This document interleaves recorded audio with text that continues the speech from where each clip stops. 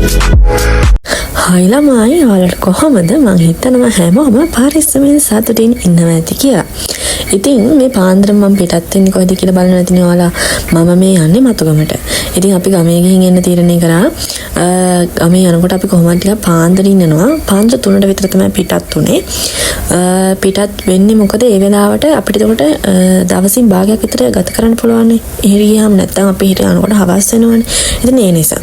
ඉතින් හෙට ගිහලා මම වොෂ් එකක් දාගෙන මට මෙන්න මේක දුන්නා අපේ පුංචි. ඉතින් අපි ඔකත් කාලා ඉවර වෙලා මම නේල් පොලිෂ් ටිකක් ගාගත්තා. මම ලස්සන නේල් පොලිෂ් එකක් හමුනා අපේ නංගිගේ. ඉතින් ඒකත් ගාගත්තා. ඊට පස්සේ අපි පහවදා පිටත් වුණා කන්ද විහාරයට යන්න. ඒ කන්ද විහාරේ මාරම ලස්සනයි ළමයි. ඔයාලා ගිහින් තියෙනවා නම් පල්ලෙහින් කමෙන්ට් එකක් දාන්න. ඒ අතරතුර අපිට යනින් ගමන් හම්බ වුණා බෙලිමල්. ඉතින් බෙලිමල් ඩාන්සලක් තිබුණා. ඉතින් ඒ බෙලිමල් හරිම රහයි. බෙලිමල් එකක් පීලා ඉතින් ඔන්න කන්ද විහාරයට ආවා.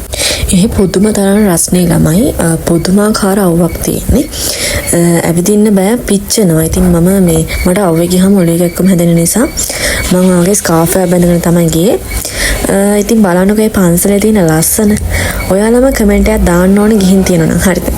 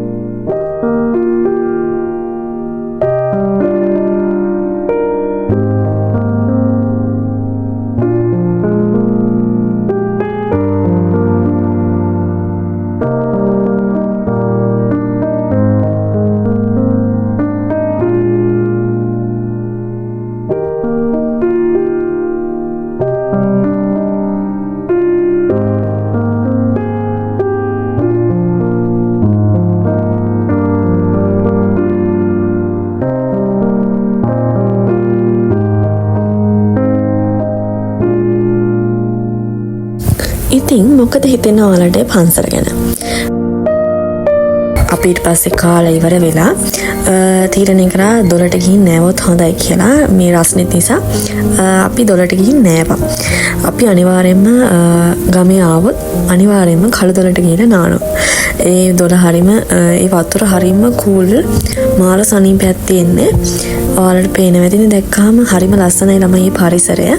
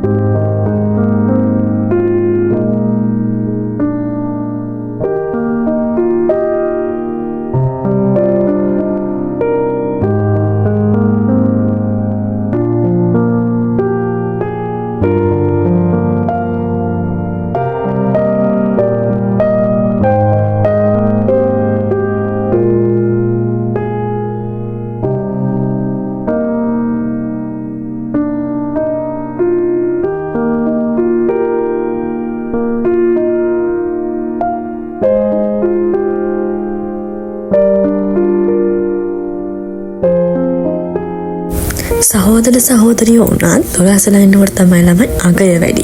ඒ කියන්නේ අපි හම්බෙන්නේ අවුරුද්දකට සැරයක්. එහෙම නැත්නම් අවුරුදු දෙකකට සැරයක්, අවුරුදු 4කට සැරයක්, අවුරුදු 5කට සැරයක් එහෙම. ඉතින් මේ හම්බුනාම කතා කරන්න නැති දේවල් නෑ. හැමදේම කතා කරනවා. උපදූප ඕන තරම් කතා කරනවා. ඉතින් කොච්චර කතා කරත් ඇති වෙන්නේ නැහැ. ඉතින් ওই විදිහට අපි පොඩි chat එකක් දාගෙන හිටියා. ඒ පොට් එකත් හරි ලස්සනයි නේද?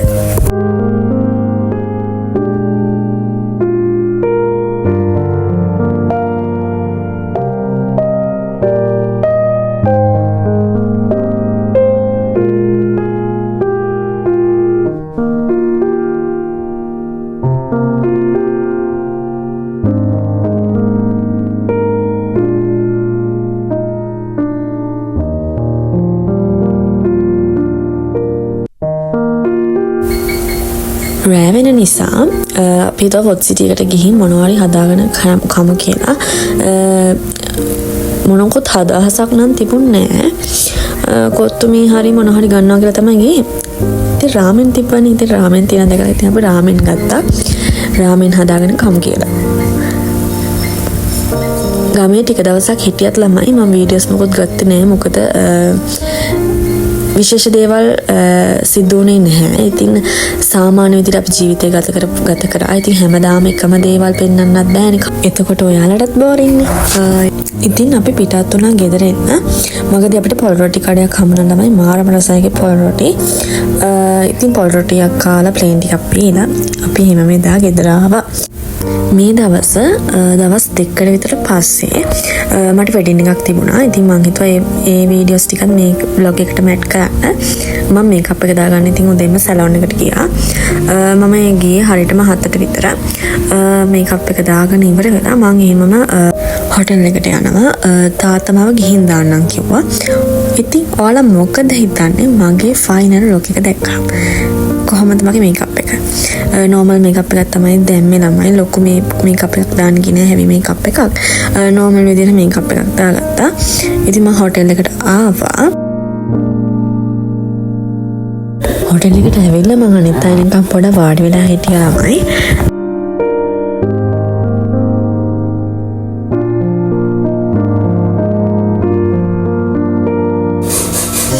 ඉතින් යාළුවෝ ටික ආවට පස්සේ යාළුවොත් එක්ක ටික කතා කරගෙන ඉඳලා කෑම හිමත් කාලා ඔය ටිකක් දන්නද පොඩි chat එකක්